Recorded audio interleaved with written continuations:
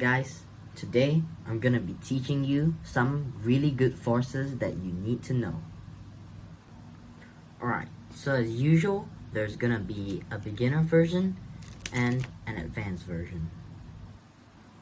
Alright, so this part is the beginner force, where you can ask the spectator to just take any random amount of cards and flip them up on the deck, and then scroll past even more and flip them up again. So right now we spread it all the way until we see the first face down card, and so that will be their card. And without even looking at the card, I know that it's the 9 of clubs, and it is. So if you already know how this is done, maybe you can go and skip forward to the advanced part. Alright guys, so this is how the force was done in the performance. So this force is actually a really easy force. So the first card, the 9 of clubs, would be the card that you're gonna force on the spectator. So when you take a random amount of cards and flip them over, you can see the 9 of clubs is actually the first one here. So no matter how many cards they take, let's say they take like 3 cards, 9 of clubs is still beside the next face down card. This is consistent with however amount of cards the spectator takes. So you can tell the spectator, take as much, take as little as you want, because in the end it'll still be the same, and that can give the spectator the illusion that everything is fine, everything is fair. So just right like that, when you take like this part, however many cards you take, let's say 4 in this case, it's still, the first card will still be the 9 of clubs. So this is actually a really beginner force that you can go out and do on your family and friends right about now. Okay, so now we'll be moving on to the advanced force. Alright, so this advanced force is actually called a riffle force. So let's say I'm gonna ask the spectator to help me call stop at any point. Let's say they say stop right here. Okay, right here? Yeah, okay. So just over here, you can see that the first card that you picked, without even looking at it, I know that it is the 9 of clubs. And that is how the force goes. So this force is relatively easy the moment you get the concept of the force right.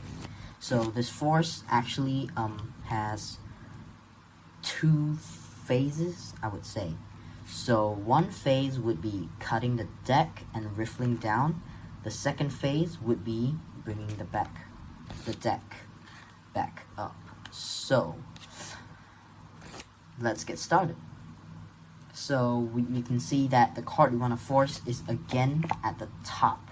Okay, so once you've done that, you're gonna do a swing cut. A swing cut is basically cutting out the deck, something like that, and then swinging it into your other hand, just like that. That's called a swing cut. So right now you want to complete the cut, but before that you want to put your pinky beneath. So this is actually called a pinky break.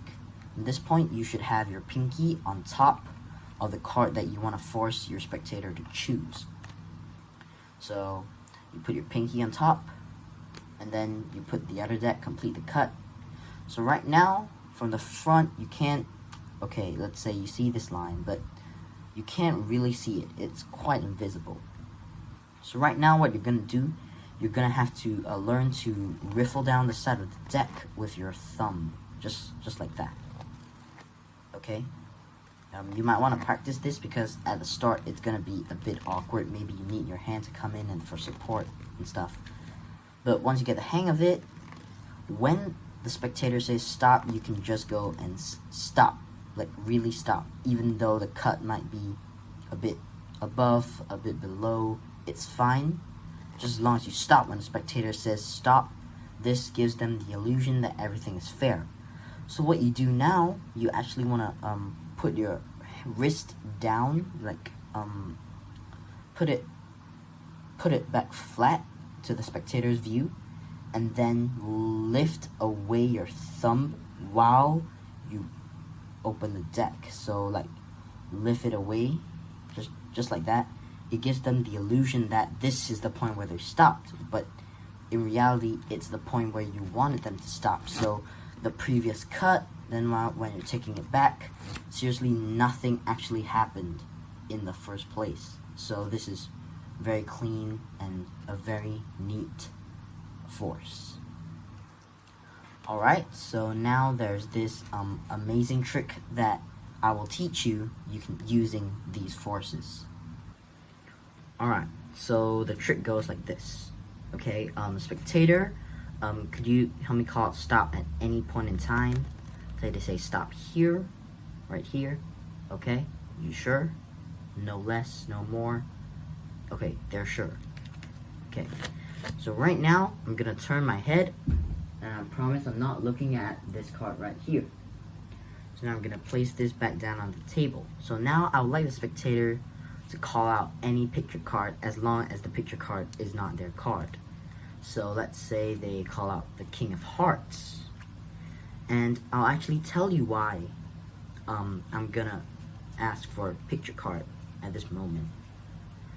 So it's actually because these picture cards have mouths, and this side as well, and this mouse can actually try to communicate with me. So just like that, I'm gonna hear the mouse talking to me. Right now, I can kind of hear that they're saying it's a red card. Am I close? Yeah, I think I am.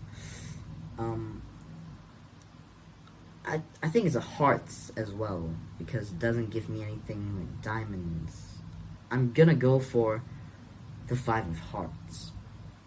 And true enough, you can see that the card the spectator chosen was the 5 of hearts. So I hope you guys enjoyed this video. Please do remember to like and subscribe for more similar content, and do remember to hit that notification button to get a notification whenever I make a new video. Have a great Monday. See you soon. Bye bye.